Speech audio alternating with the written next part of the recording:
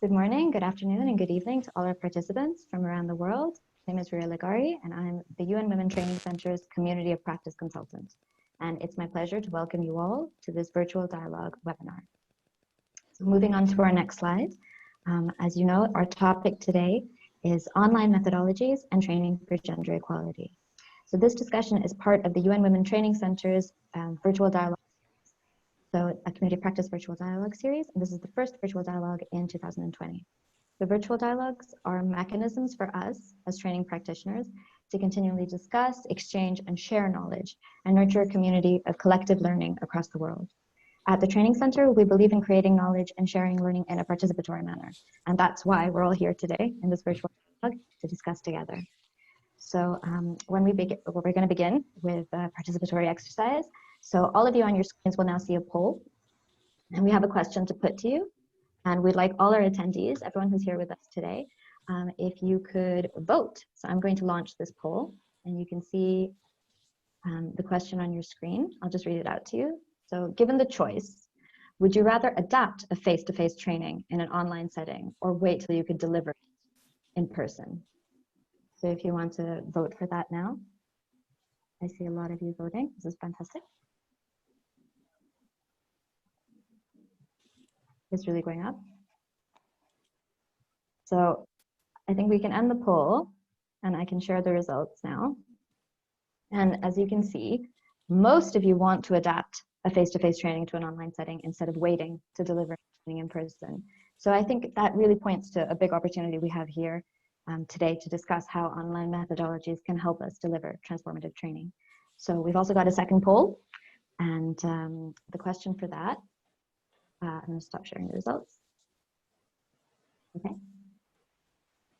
Lucy, could you go to poll 2, please? Brilliant. Okay, so I'd also like all of you to answer this question, which is, let me try to launch poll 2, which is how satisfactory have you found your online training experiences during the COVID pandemic? And so I'm seeing a lot of results coming in already, and it is leaning towards somewhat satisfactory. Very few people are saying not satisfactory, and about a third of you are saying very satisfactory. So great, I think that's all of us voted. So I'm going to share the results. So you can see here, so we definitely have a long way to go, as we can see, with online methodologies, because although they have potential, not everyone is finding them very satisfactory, and a significant number are finding them not at all satisfactory. So if we move on to the next slide, I'll talk you through what we're here to do today. We have 4 expert panelists with us, Waitira Ginkoyo, Frank Elbers, Joanne Lorti, and Dr. Natalie Uyame. And we are going to discuss the issue of online methodologies and training for gender equality. So in terms of how can you participate, on the next slide, we are very lucky to have with us today our moderator, who's Dr. Lucy Ferguson, who's a consultant for the UN Women Training Center. And you can participate at any time, all of you, and I really encourage you to do so by using the Q&A feature at the bottom of your screens. So Lucy is going to pose your questions to the panelists after their presentations, and I am going to take note of your questions and make sure that we can get through as many of them as possible. So now I'm going to hand over to Lucy, and so she's going to take over from here. Thank you, Ria. Welcome, everybody. Thank you for joining us in this virtual dialogue on online methodologies. I just wanted to set the context for you that we have already conducted a mapping of feminist online training methodologies and tools and the kinds of reflections that are coming up from practitioners about how we handle the current challenges. The mapping looks in general at the gendered impacts of the COVID pandemic, which I think that we're all quite familiar with now. There's a lot of research coming out about that, and also in terms of the gendered impacts of it on our working lives and our home lives and our daily lives, and how that has gender dimensions as well. So I think it's really important, first of all, to acknowledge that situation, both in terms of the broader effects of the pandemic on gender equality and the effects that we're experiencing within our working lives. This presents a number of challenges for training, of course, and so we're kind of adapting ourselves to how we best deal with those. So the mapping looks at all the kinds of tools, methods and resources that are currently available and being developed. These will feed in the mapping, and then the discussion today and the report from this virtual dialogue will feed into a working paper on feminist online methodologies and how we can work online in feminist ways. So we hope to have that paper out in the autumn, and again that will be kind of collaborative research and learning experience. So thank you for joining us to be part of that. Today we want to look at online methodologies. As we know, we are millions of people unable to access face-to-face learning due to the COVID pandemic. I, for one, and I'm sure many of you, have had to deliver training that we hope to deliver in person in beautiful places with beautiful people from our offices or our living rooms, or in some cases I know that people have to work in the bathroom to get away from their children. So the situation is very, very different from our normal working lives as we knew them. There are many benefits to online training, which I think we're already familiar with: convenient, flexible, relatively accessible, and it can be an equitable and democratic process of disseminating knowledge. But I think it's important to distinguish between self-paced or moderated online learning and what we're trying to move towards, which is delivering some form of face-to-face training in an online setting. So I think we should be very clear about making those differences. And just briefly, the kinds of challenges we're looking at: a digital gender divide. What are the impacts of the gender gap in access to and usage and control of information and communication technologies? How are we going to deal with this Zoom fatigue, as it's being called, that everyone is just purely exhausted, and particularly exhausted by being online and this lack of human contact? And how do we keep our pedagogical principles and practices in these new times and in this new environment? Now, what does all of this mean for training for gender equality? The questions that we're looking at today for the webinar: what kinds of online training methodologies work well for training for gender equality? What are the limitations of these methodologies for training for gender equality? And how can we strengthen online training methodologies to evoke transformative change towards gender equality? So I just remind you once again, please feel free to pose a question in the Q&A, or if you want to just make a general comment, if you'd like to introduce yourself, if you have any reflections or any experiences that you want to share, please do that in the chat. If you don't have a formal question, that's fine. You can also just keep writing in the chat so that you're participating as we go along. So I'd like to introduce our first speaker today. We have Waitira Gikonyo, and she's going to talk about online learning, the shift, challenges, and creativity.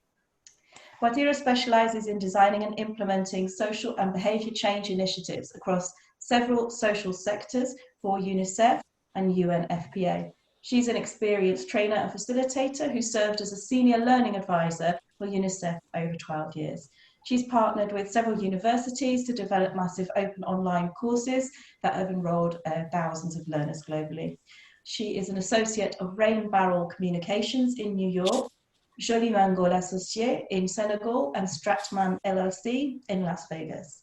So Waitira, I'm going to over to you to start your presentation. Thank you very much, Lucy. Good morning, good afternoon, good evening, wherever you are. And thank you for inviting me, Ruya and Lucy, to this discussion.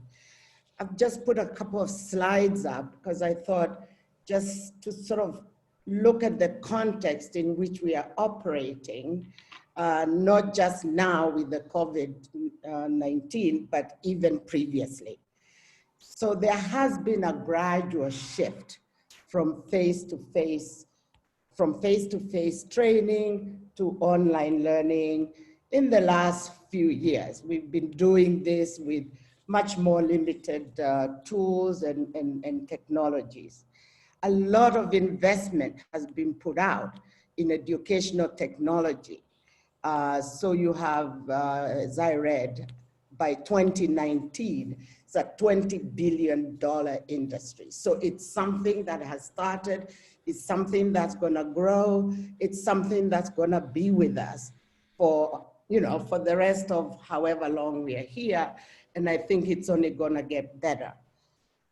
So we have all the different apps. You have the language apps, virtual tutoring, video conferencing, online learning software. So you have those companies that can translate your own learning to your own face-to-face learning to on software and put it online for self-paced learning and that kind of a thing.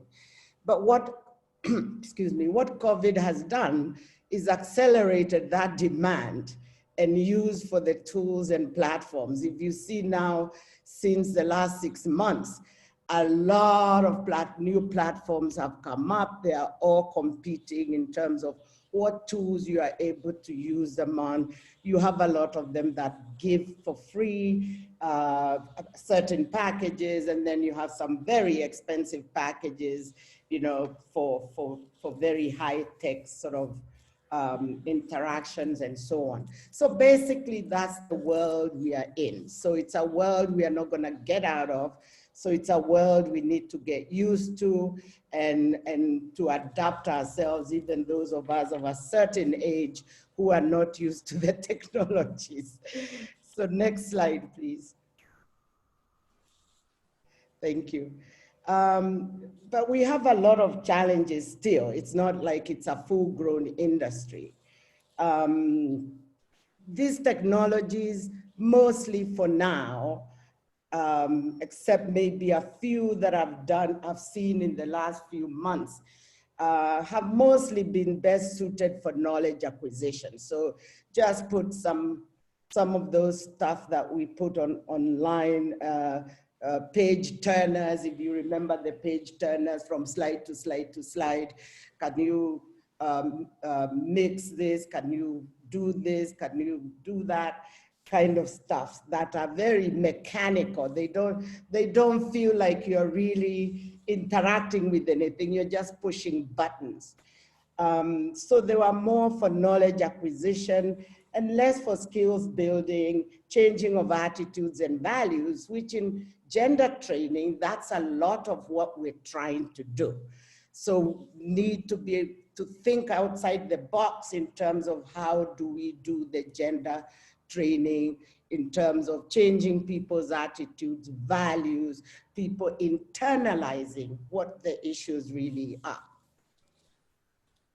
But these platforms also offers the opportunities so we can reach large numbers for free or in cost-effective ways so we can extend our reach. But that also has its challenges because we know, for example, there are people who don't have internet connection, and those are people that we are trying to reach as well.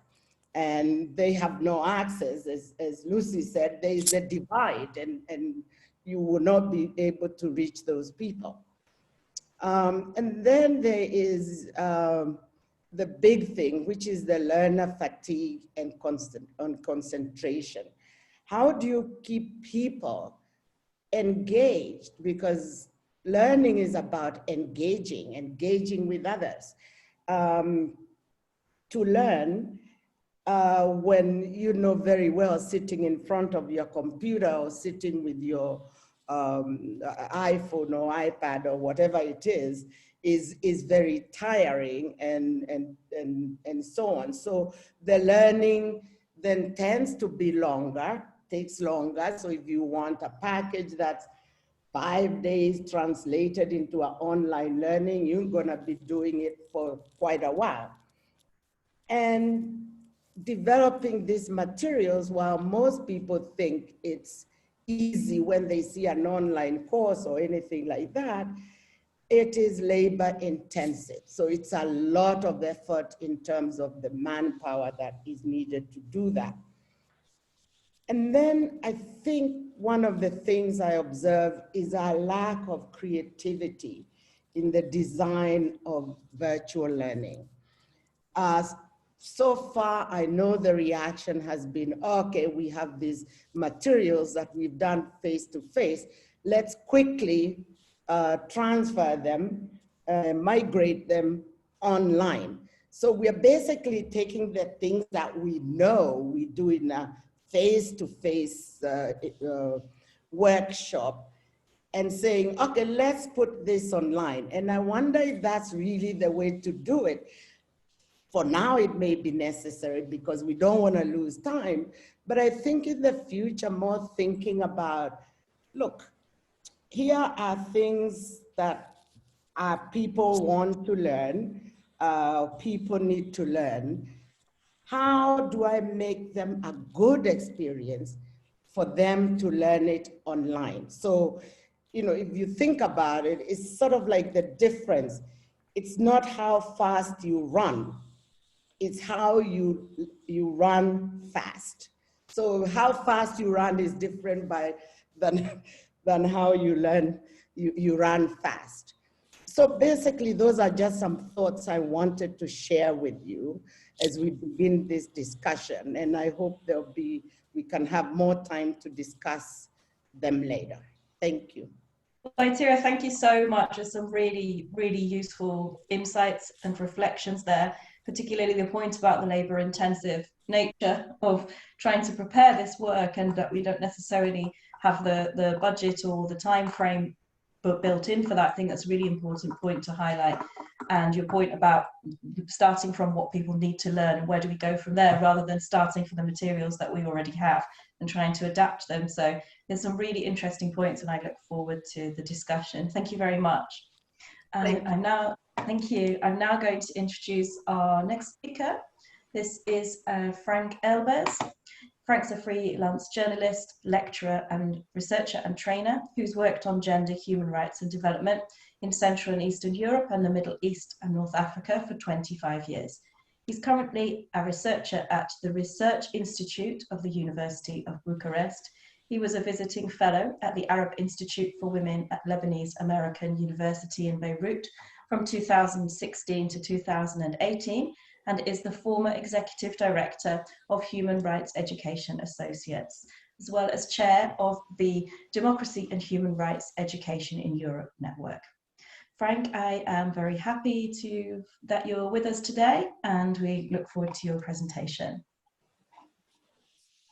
Thank you. Hello, everyone, wherever you are, those that are just getting ready to go to bed or maybe just woke up, welcome. I'm very pleased to see all of you. Thank you so much to the organizers for putting this very timely forum, this very timely virtual dialogue together. And let's see, my theory, I'm going to try to stick to the time. Next slide, please. As Lucy mentioned, for the longest time, I've been the director of HREA, Human Rights Education Associates, where we launched out of necessity, way before COVID, online courses because we could not meet the demand for face-to-face courses. This was back in 2001. So we've been running courses for a little over, for almost 20 years now. And since 2010, we've had like a full-fledged program on courses in gender equality and women's empowerment. And everything that I'm sharing with you now is sort of based on that experience, in which I've both been sort of managing the program, but also been instructing various courses over the past 10 years. Courses typically are what some call moderated courses or facilitated or instructor-led courses, ranging from like 4 weeks to 11 weeks. There are also self-directed courses, but I'm not going to touch on those. Next slide, please. Okay, so I've just taken the questions that were put in front of us and tried to answer them, and also try to share some possible avenues where we can think of when we try to address online learning for gender equality. So what works well? What do we know? To me, two things stand out for when we speak about online learning. First of all, reflection. I think what makes online learning unique is that it allows for a lot more reflection during, say, a 6-week course or even the 11 or 12-week course than during a 3-day or a 4 or 5-day workshop. And this is very, very important, I think, especially when we talk about gender equality and transforming gender relations. The second thing that came to mind immediately when the organizers posed this question was assessment, including self-assessment. One of the, I think, downsides of face-to-face workshops is that there is very little time for kind of formal or informal or self-assessment, which really has its place. First of all, because participants, learners can gauge their understanding, they can gauge to what extent they are picking up and understanding concepts. And I think this is very important for any learners, whatever context they are. So those are two kind of methodologies, and the term methodology we can debate for hours about, but that comes to mind when I look at online learning. Next, please. So what are some of the limitations? And Waithira already mentioned several in her presentation. I think, like Waithira also emphasized, we have to be very mindful that online learning is mostly cognitive. It's really about knowledge acquisition. And attitudinal and behavioral change is very difficult. It's very difficult in face-to-face context. It's very difficult also in very short time frames.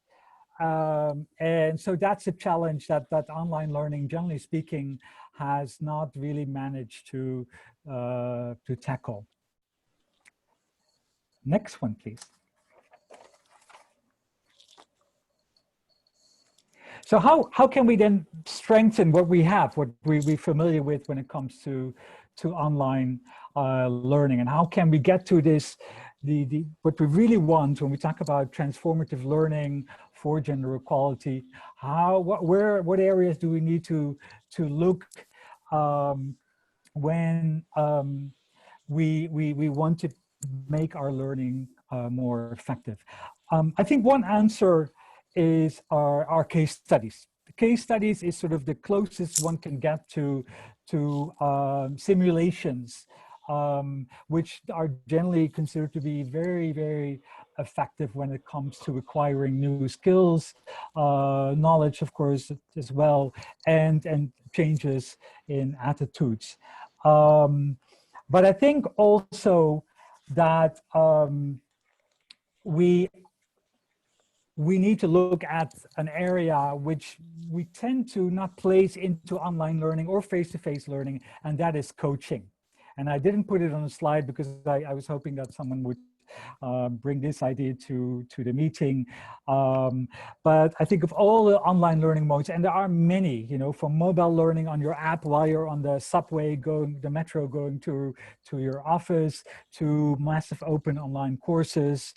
I think coaching is an area that reinforces learning, that provides support while people are in their context, while they're at work, in other contexts where they are trying to apply what they've learned. And coaching is an excellent way to provide support, to reinforce that learning, and to help to implement learning, whether it's about gender mainstreaming, gender integration approaches, or other types of activities that aims to transform gender relations. One thing I would like to point out or add to this, inspired by what Waithira said, in terms of the need for creativity, I think it's very easy to just take what we have, what we do face-to-face, and we go online, or use all the online resources that are available. But I think our starting point should always be with the learner. What is it that we want a learner to learn, a participant to learn, students, and link it to learning objectives. What are very specific learning objectives, and how can we realize those in an online environment? Is that through online lectures, through quizzes, through assignments, through dialogue, discussion, and so on? I think that should be the beginning of all efforts when it comes to online learning. Next slide, and the last one. This is a sub-question. How can we look at online learning from an intersectional perspective? And this may sound odd to you, but to me, an intersectional perspective in the context of gender training is about reaching privileged white males, i.e. decision makers. And it's very interesting because as privileged as they are and as white as they are, you'll never find them, or very rarely, in the context of gender training. I'm pretty sure that my experience is the same as yours, and I have this ongoing joke with all of my colleagues that I either train with or instruct with online, is that if we have one man in a group of 25, it's random. If we have two, we have critical mass, which of course is extremely, extremely sad. But if we want to work on transformative learning, training for gender equality, we obviously have to include men as well when we want to change gender relations. So my final words to you are think of creative ways to reach those privileged white males, whether through scholarships or other ways that they actually come to our trainings, be they online or face-to-face. Thank you very much. Thank you, Frank. That's a really interesting presentation. You put up some great points there about starting with the learner. I think that's particularly useful. What is it that we want the learner to experience and learn, and then what's the best way to achieve that? I think that's we're making some progress with these ideas.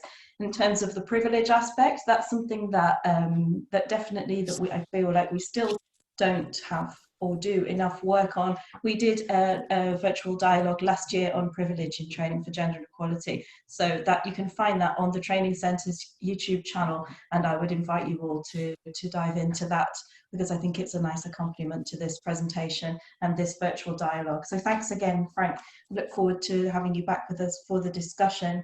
I'm now delighted to welcome my colleague, Natalie Wiume from the Gender Equality Academy. Natalie is an expert in gender mainstreaming, a senior lawyer and researcher in the fields of employment, social inclusion and equality. And for nearly 20 years, she's worked on the integration of gender into policies, laws, and public administration through the delivery of manuals, guidelines, and training for civil servants and researchers. As a professional facilitator, she's organised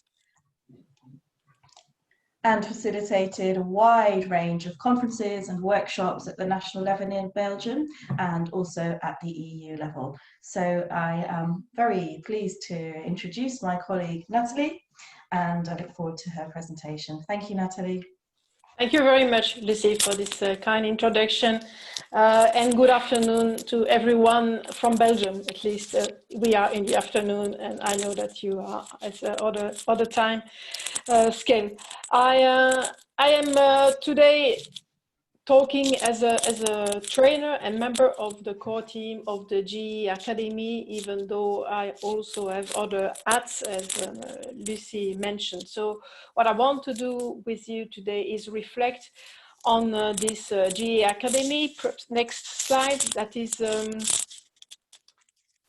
it is in fact a project that is financed by Horizon 2020, which is a program financed by the European Commission, and which really aim at developing and implementing a coherent and high quality capacity building program on gender equality in research and innovation. So you see the scope is really research and innovation. It's really based on state-of-the-art knowledge and expertise, so we are not reinventing the wheel. We are providing tailor-made training material to different target groups, such as decision maker or equality officer, researchers. And in fact, we have different formats that we are offering. So we have in-person trainings, workshops, which are also face-to-face, webinars, summer schools, which were also aimed at being face-to-face, and we have a doc, which is distributed, open, collaborative course. I will come back to that. So you see in the formats that we had face-to-face training that we had to adapt, but we had also already online formats. And let me just start with the doc, which then, as mentioned, was part of our initial program as an online tool for gender, to develop capacity building on gender equality. So the doc, which means distributed open collaborative course, is a digitally delivered learning program which is inspired by the doc model coming from the US-based Femtech network. And what is important in terms of learning, I think, and really, as we are experimenting and we want to apply feminist principle also of teaching and learning, and have participatory approach and processes, is that the D is for distributed. So it's not about one person knowledge. It's really organized in a way that you give voice to different people, different perspective, also in fact from the learners themselves, because they can access a forum where they can exchange, but also a blog where they can post some assignment or some reflections. Obviously, as mentioned already, the online trainings have a big advantage because you can reach out to people, and in particular also you do not have this restriction regarding travel. For this doc, what is also important to say is that, in fact, as a MOOC or other online, this is a self-paced program. So the course is organized around 7 modules, and you can either you follow the curriculum as such, or you can just choose which one you want to start with and you want to really explore more. So that's self-paced, but it's also combined with live events. In fact, we have webinars that are taking place during the time open to this doc. So participants can, in fact, also have some live session. This is still going on, so we cannot really say whether it works well. I mean, we have quite a number of participants, and we will do an assessment evaluation of it, so we can see what works well and what we can improve, as we will have another doc session next year. Next page.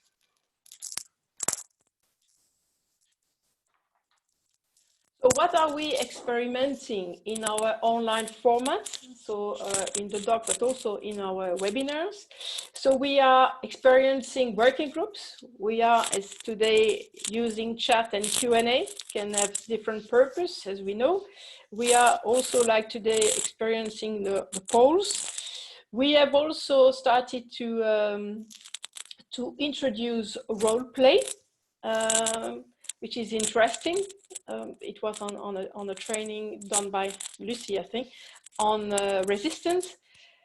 We are also combining platforms. So you have platforms that are more dedicated to online, to facilitation technology. So Miro, for example, which allows you to use sticky notes and posters. And we do some co-facilitation, because what is also difficult in an online format is to follow the different thread of conversation. Next, please. So in terms of remediation of these methodologies, next one, I've pointed to 3. There are probably others, and we already heard some. One is the fact that you are losing informal talks. In face-to-face training, participants are always welcoming this informal time where they get motivated, as sometimes you are quite alone in your organization to do your gender equality plans or work on gender equality. So in terms of solution, we are experiencing in the doc off-topic exchange through the blog of the forum, and we are wondering whether we could not also organize informal get-together online. So really dedicate a time where there would be an online informal get-together. But that is to be seen, but that's really an idea. Another difficulty is that partly on gender equality, but certainly not only, to engage in training, you have to trust the others, and within online format there is a certain anonymity obviously with other participants, so it's more difficult really to engage. So what we have experienced and worked well was short subsequent sessions. So that was really very good. So 3 sessions during 1 session every week. That was really good to re-engage people and for trust. Another difficulty we had in some of our training, when we were breaking out in rooms for working groups, some working groups were in fact not really working together. So a solution is really to identify participants that you know and brief them so that they can play a role in the breakout room. Next, please. So how can we strengthen online training methodology in view of a transformative change towards gender equality? Next, please.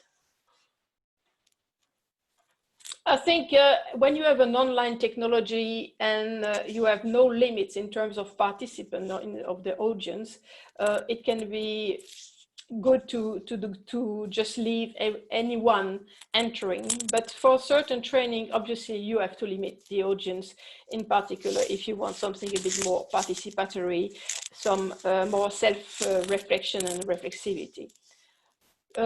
Another way to really engage and have this participatory approach is to start with icebreaker and warming up round that we have also tested that. I think it's interesting because that's not necessarily what you think you can do online.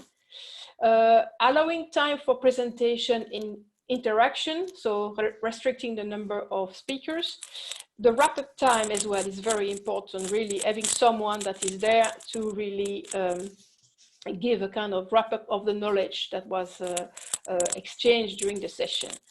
And as I said, we did experience short sessions that in fact we followed with a document taking all the question and answer that appeared and were discussed during the session, that were distributed before the next session to the participant with reading material, answering questions, and that was in fact very well welcomed by participants and really contributed to better engagement and trust between participants. Thank you very much, and I look forward to our discussion. Thank you, Natalie. That was a really excellent presentation. It was great to have you share some of the kind of practical solutions that we've been developing to the problems the challenges as we've identified them as we've gone along, and how we've tried to address them. So thank you very much for sharing that generously. I think there's some very interesting points there that can be of use to other trainers. So I now move on to our final speaker, Xuan Lorty is a gender diversity and inclusion expert with a specific focus on women's economic empowerment, organizational change and diversity management with over 25 years of experience. She's been developing and delivering training at the International Training Center of the ILO in Turin for the past 17 years on gender in the world of work, both in person and online, and particularly on gender and organizational change, the ILO gender participatory audit methodology, certification program with over 250 certified facilitators around the world. And also she's running gender audits in several organizations. Thank you very much for being with us today, Joanne. It's lovely to have you back with us. You participated in many of our virtual dialogues over the years, and it's always a pleasure to have you with us. Thank you for being here. Thank you very much, Lucy. It's my pleasure to be here, really, and I really enjoyed the previous presenter because they all brought up very important elements, and I'll try not to go over them, but I would like to add to them. And like Watira, I'm not a digital native, so for me everything is quite new. We've been doing online courses for many years at the training centers, and especially on gender. The gender training we used to have in 2004, the gender campus, which was one of the first for the training center here in Turin, set of online courses, fully online courses that we developed. Now we've moved and grew and did all kinds of new things, including blended training. One that I'd like to mention is with the UN Women Training Center for the gender focal point of the United Nations system. And we're going to be offering it again this year with, again, thinking about, okay, how can we do this fully online? So if you could go to the next slide, please. So for us, we came with the idea that the technology needs to be at the service of gender equality. And for us, next slide, please. For us, this means looking at different modalities within that, that technology environment. Let me start with the one that is the most recent and maybe most complex for us, which is an app. We called it Malkia. So with a colleague working with the women employers and women in the corporate sectors, and wanting to move ahead and doing, of course, we're not able to do leadership face-to-face. So we thought, okay, how can we build capacity of women in a corporate sector, in our corporate organization, to move forward. And so we thought, okay, maybe businesses and corporate might be interested in having an app that they can offer to their staff, so that there is group capacity building in terms of leadership. So this is one example where we thought, okay, we're not able to replace face-to-face leadership training, which, you know, there's a lot of you know, underlying issues that you need to tackle, but we can help with something like an app which includes scenarios, coaching, and, you know, a wide range of content for reflection. The challenge I find is that people sitting in their office, it's hard to concentrate on learning, on following a module. And so that is a real challenge, how to make things interesting enough that they can step back, that they can forget a little bit their office environment and focus on the training. And we all know how it is difficult to focus on a Zoom conference when there are so many competing priorities. So that is a challenge for everybody doing online training. I'm sure that we all face this issue. Next slide, please. So if you want to go to the next slide. So we're looking at different technologies. Another one is the virtual reality and artificial intelligence. And that is more heavy, let's say, software, but we're testing it now, not on gender, but in another program, and we're trying to include it on one of our gender activities, where we send to the participant via DHL these big glasses so that they can participate in the virtual reality training, and we build up scenarios with artificial intelligence. If you want to do another click, please. So another, just click and one, yeah. So the virtual reality may look like this, where you have a dialogue between two colleagues, and you are participating in that dialogue, trying to diffuse a situation, trying to convince the colleague about gender resistance, and you have this interaction, which is quite simulating the real life type of discussion. And this is very similar to what you mentioned, other colleagues mentioned before in terms of scenarios, case studies. So we're adding up that kind of situation. If you want to go to the next slide. So another type of, let's say, training, which is also done, and this one on sexual harassment was developed some years ago.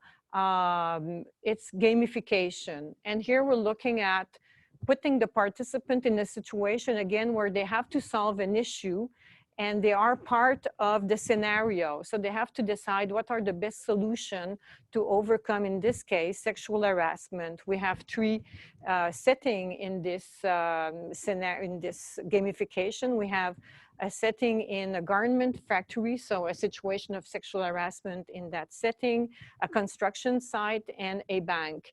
And throughout these three kind of scenarios, the participant needs to identify what is the best solution to, let's say, diffuse the situation and come up with a solution and resolve and prevent further sexual harassment. So that is another element. If you want to go to the next slide. So here we are, and also the type of, let's say, hardware we have. I'm now sitting in this room, and I'm going to ask my colleague to just do a short screen over the room where you see where I am, and we have the sound panels, we have the lights, we have the computers, we have different backgrounds.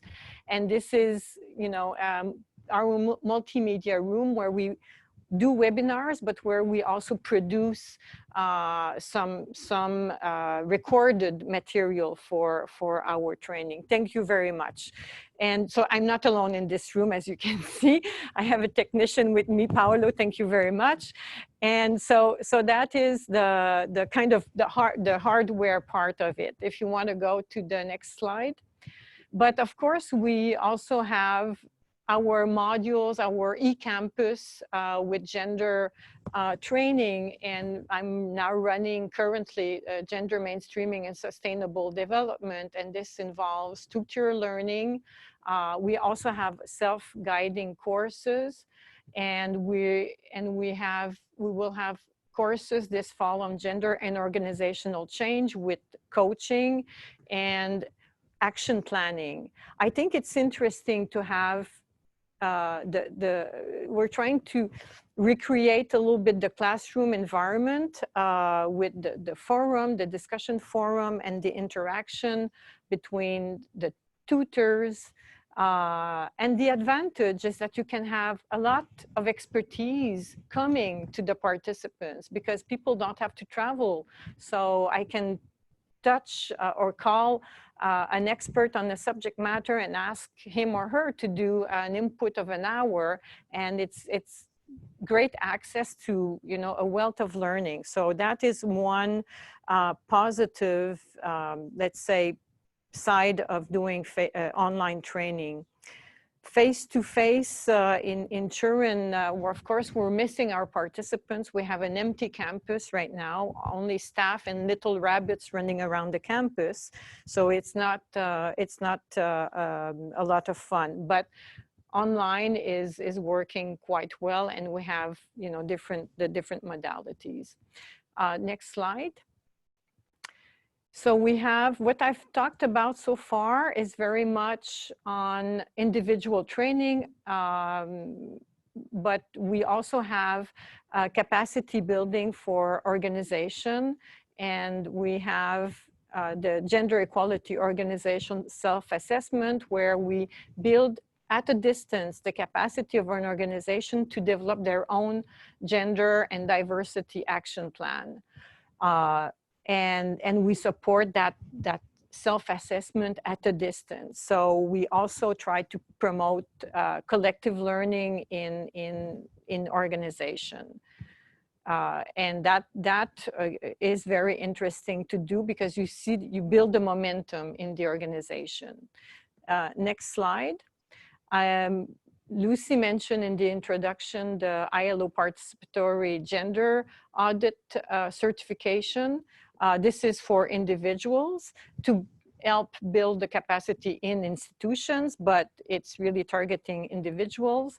And we have it on the calendar this fall, and we're going to do it's a blended, so online and face-to-face. We're going to do the face-to-face in Turin, mostly with European participants, but we're also doing one in Arabic, which will be fully online. We're going to pilot that this year.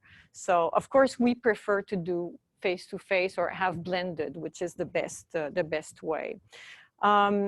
Finally, the last slide, I would say, technology is only a mean. Like what Ira mentioned, running fast is good. If you have good tools, you can even run faster. So the technology is really a mean to run faster, and it's not the end in itself. And we hope that what we're looking at the technology, how we can engage our participant, how we can share more, how we can interact, and how we can promote social justice and gender equality and develop some real action in the end. So basically, this is our, the ITC ILO, but especially on the gender side, this is our kind of goal, really, and using the technology to do that. So thank you very much. The last slide is just an overview of everything some of the stuff we have. Thank you, and I'd be glad to answer your question. Thank you. Thank you, Joanne, for a really excellent presentation. It's really exciting to see the innovative work that ITC ILO is doing in this area. And I think it's really useful for us to have these inspiring practical tools that we can work out how we can develop these ideas in our own work. So thank you for that. I'm going to pass over to Ruya, who has been collecting your questions. I've been following the questions and the chat. Thank you for your high levels of participation. There's lots of debate going on in the chat, and there are specific questions too. So I'm looking forward to this discussion now. Fantastic. I'm putting up, can you see the questions on the screen now? Yes, but they're a little bit small. A little bit small. Let's make them bigger. If you could put it into presentation mode, then there we go. Perfect. Okay, perfect. So Lucy, do you want to take the questions and then you can pose them to the speakers? Sure. So we've got 4 questions here. What I think is going to be the most time-effective way to do it is if I read through the questions.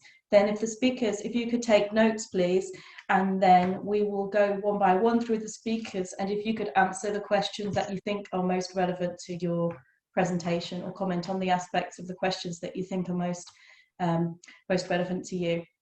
So we have from Adriana, I see new opportunities I and others are experimenting with to go beyond cognitive through activities that engage the whole body, somatic approaches, visioning, sharing experiences, for example, awaken different senses and evoke empathy. We'd love to hear other examples from panelists or participants of creative examples of how they've moved beyond the cognitive. Thanks, what a great point. I think that's exactly where we're trying to start from right now. So thank you for that, Adriana. Then we have a question from Agostina. How can we use online trainings to change attitudes, unpack stereotypes, to have a real impact on the way learners think? Which strategies could be used? Since it seems to me that a change in those practices seems easier to achieve in physical trainings, where there's more room for empathy. So how can we work on empathy, attitudes and stereotypes in online training settings? And I think that's very nicely connected to the first question as well, although they're not exactly the same. I think they're pointing out very much what our current challenges are. The third point comes from Claudie. One key advantage I see with e-learning, particularly when it spreads over some weeks and is not self-paced, is that students have time to read. My experience as a facilitator with e-learning is that students must provide that effort so we don't fall into the trap of fast gender I ask students to write their autobiographies, keep a time budget to work on care issues, for example, or conduct mini research on family or colleagues, produce a quiz in teams, or co-moderate with students in turn. Thank you, Claudia. You've given us some really excellent tools there in that point. Not so much a question, but it's a great point that perhaps some of the panelists would like to respond to. So thank you again for the generosity that everyone is bringing to this, sharing your best practices. And finally, a question from Kaitsa.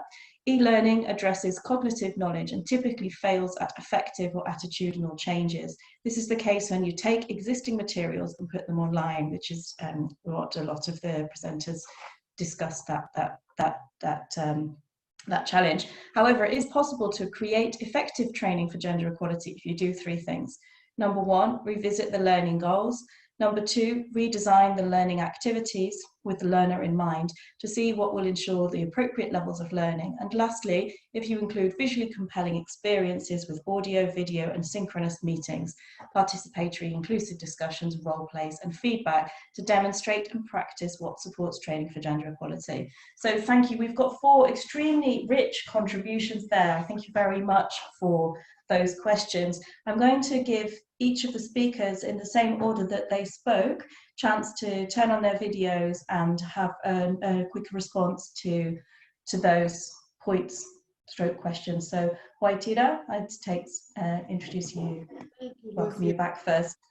And thanks for these reflective questions and some what seems like to be the answer to some of the questions. In terms of moving beyond cognitive and getting more into looking at strategies to change attitude, values, and so on, I think Frank already spoke to some of those. For example, case studies, role plays. Now it's actually quite a good experience going through a role play online. It actually works out quite beautifully if it's well set. Having scenarios and so on, which you can again do online. There are some tools that can help you to do that. And I think also looking at, I get a feeling that we sort of tend to talk about, oh, we want to change attitudes towards women. We need to be clear. What is it? What are those attitudes we are trying to change? And then we are better able to fit a learning approach to that particular attitude, because then we can put it in a real context. But I feel like we put a whole basket of things and call it as though it's one thing. And I don't think it's one thing. And you know, if you don't know which part of the elephant it is, then everything becomes an elephant or no elephant at all.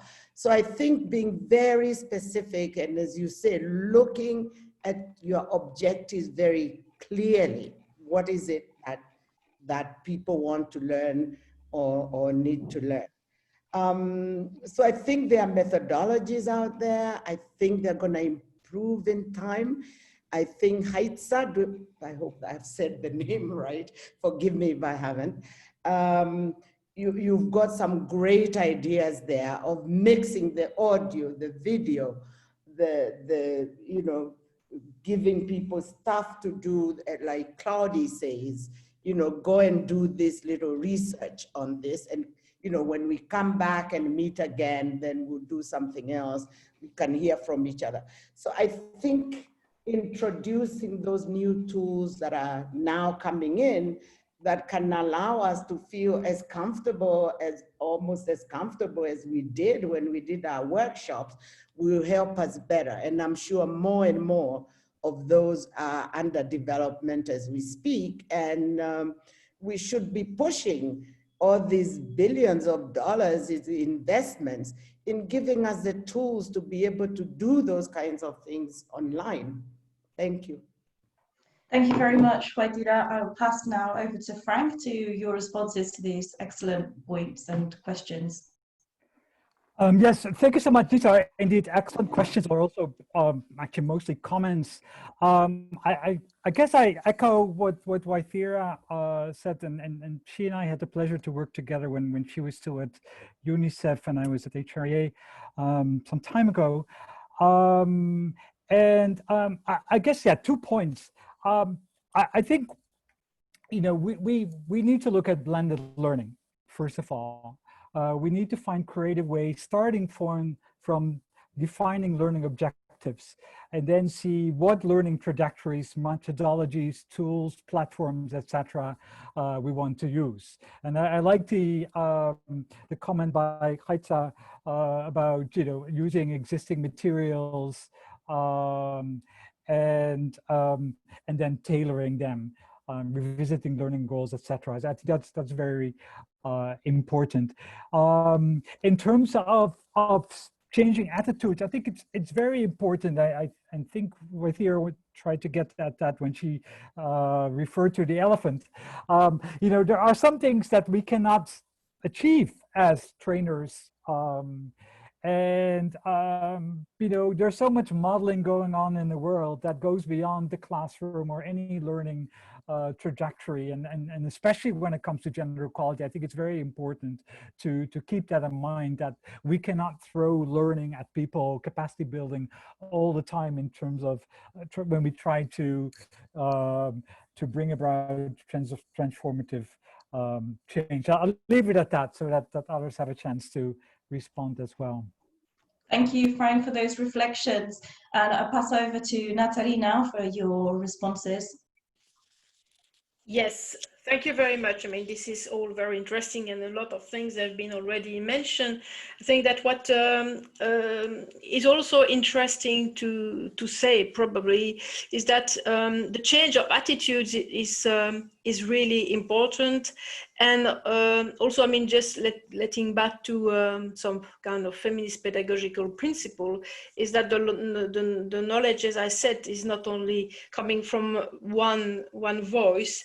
And I think that the fact that, as the examples say, you know, when you ask participant and student to work together, so we have that in the doc, for example, we have participants have to do some assignment, and these are visible for the others. So there is really a shared learning. There is possibilities to really exchange. So I think it's really important that there is a networking also between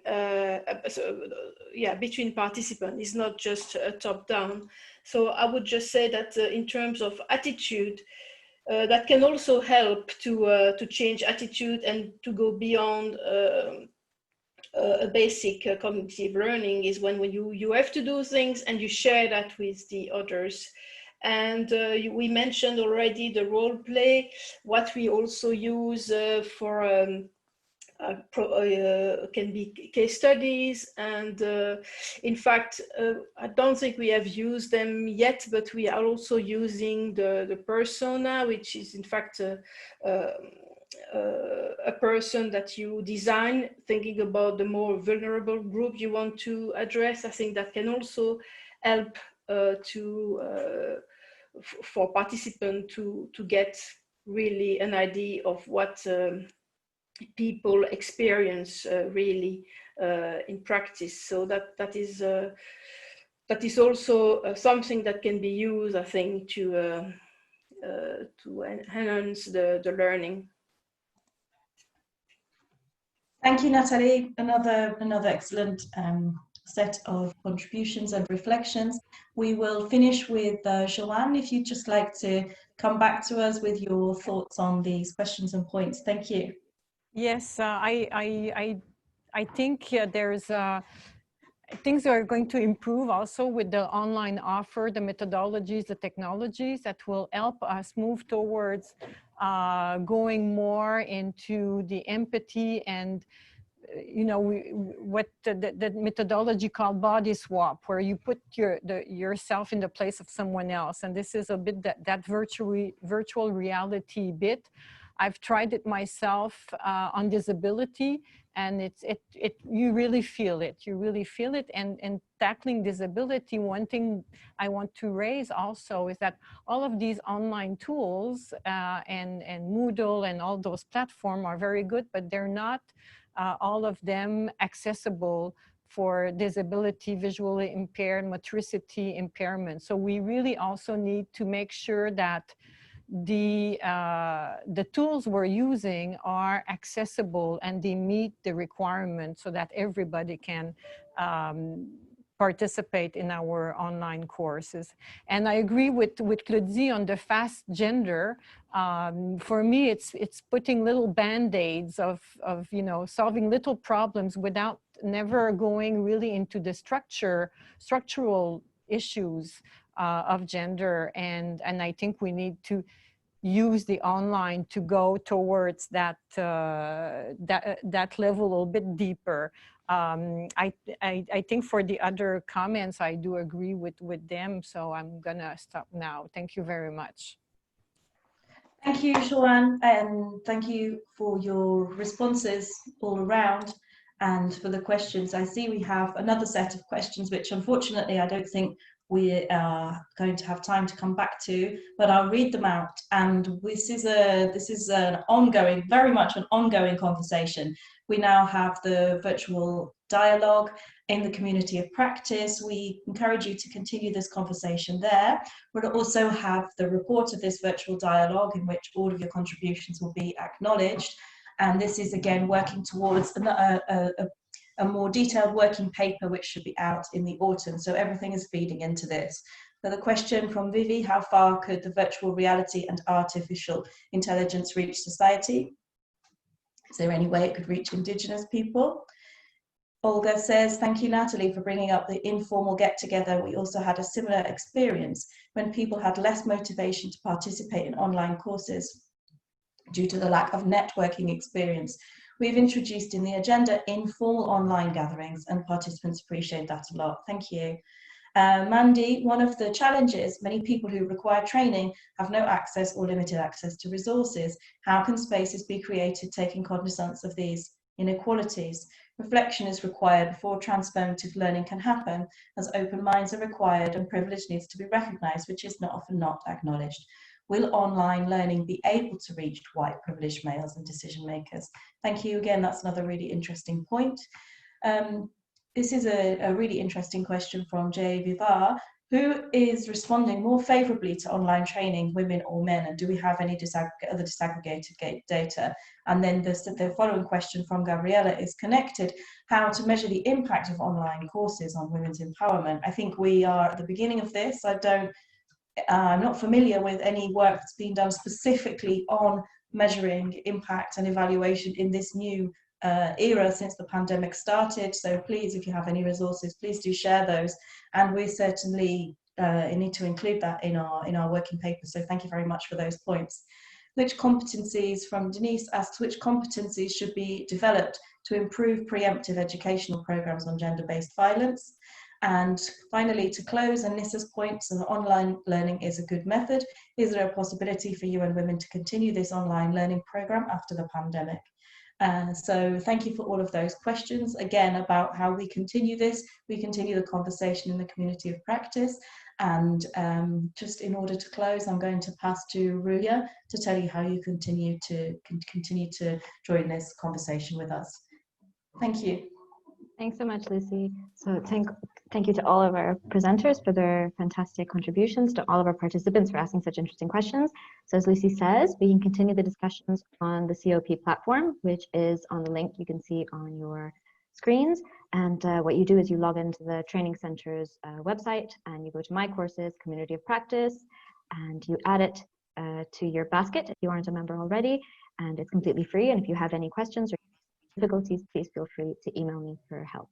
So we're going to write up the findings from this virtual dialogue, this webinar, into a final report, and everyone who has contributed to it, our panelists, our audience members, will be credited in the report. And Lucy, if I could ask you, if you could please save the chat so that we have it. We have everyone's names and we can credit everyone appropriately. And so once again, thank you so much, Vaithira, Frank, Natalie, and Joanne, and Lucy for all of your amazing contributions. And thank you so much to all of our participants for asking their great questions. And we hope you all have a wonderful day, and we hope you keep these discussions alive on the Community of Practice website. Thank you very much. Thank you.